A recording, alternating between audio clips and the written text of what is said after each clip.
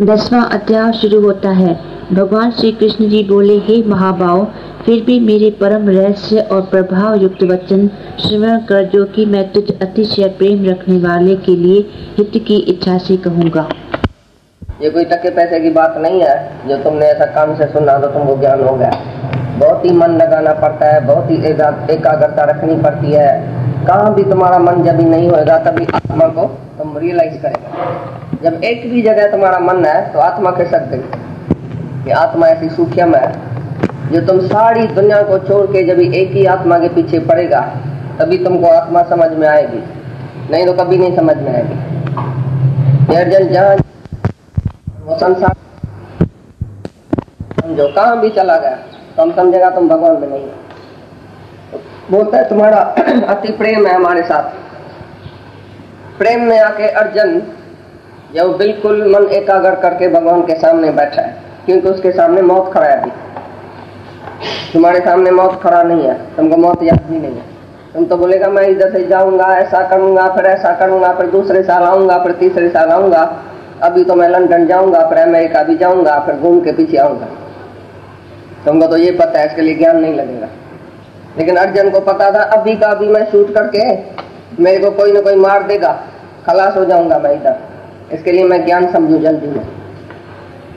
इसलिए वो अति प्रेम में, अति भक्ति में, श्रद्धा में युक्त हुआ और कृष्ण के सामने बैठा। तभी कृष्ण बोलता है तुम मेरा प्रेम भगत है, इसलिए मैं तुम्हारे फायदे के लिए, हित के लिए मैं बार बार एक गुज ज्ञान तुमको सुनाता हूँ, क्योंकि ये तुम्हारी भलाई होगी। इसी ज्ञान से तुम्हारे भलाई के लिए ही कहूंगा।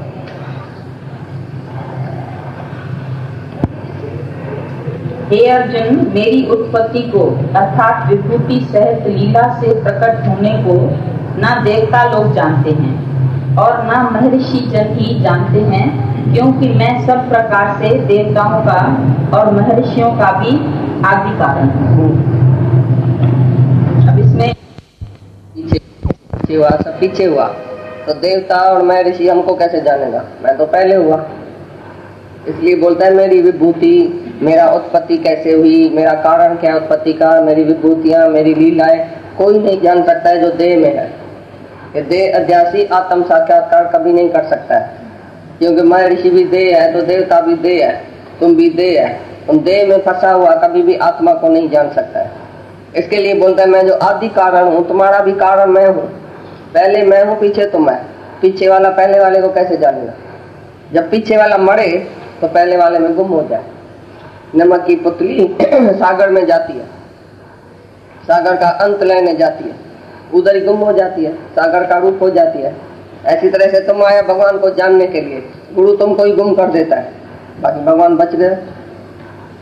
ऐसी तरह से तुम्हारा जब अहंकार जाएगा, देह ध्यास जाएगा, तभी तुम भगवान का अंत लेगा कि वो भगवान मैं हूं। बाकी तुम देवता बनेगा, अच्छा कर्म करेगा, अच्छे स्वभाव का होएगा, तो भी भगवान को नहीं जान सकता है। कितना ही आदमी देवता जैसा है, भाई तो जैसा देवता, इसमें बहुत अच्छा गुण है, ये बहुत सत्कर्म करता है, तो क्या हुआ? तो भगवान थोड़ी हुआ। फिर भी तो अहंकारी है ना, मैं सत्कर्म करता हूँ, मैं देवता हूँ, तो ये दैत्य है। वो बोलेगा मैं देवता हूँ, ये दैत्य है। मैं योगी हूँ तो ये भोगी है। मैं ऋषि हूँ तो ये खराब आदमी है। मैं सियाना हूँ तो ये मूर्ख है। तो जो देवता बनेगा तो दैत्य देखेगा, तो भी आत्मा नहीं देखेगा। इसलिए बोलता देवता चाहे मैं ऋषि का आदि कारण मैं हूँ, क्योंकि पहले मैं हूँ, कारण ही मैं हूँ, तो ये पीछे वाला हमको नहीं जान सकता। जो जो अपनी देह को मिटाएगा, अपने अभिमान को मिटाएगा, तभी मेरे को जानेगा। इसके लिए मेरी विभूति क्या है और मैं कैसे उत्पन्न हुआ हूँ, मैं कैसे एक से अनेक हुआ हूँ, वो जब भी मैं दिव्य दृष्टि तुमको दूंगा, जब मैं तुमको आंख दूंगा तभी तुम पहचानोगे। बाकी तुम अपनी आंख से मेरे को पहचान नहीं सकता है। मेरी समझ से तुम मेरे को पहचानेगा तो मैं क्या हूँ, मैं कैसा हूँ। बाकी तुम अपनी समझ से, अपने मन बुद्धि से कभी नहीं पहचानेगा, क्योंकि मन बुद्धि भी पीछे हुआ, पहले आत्मा।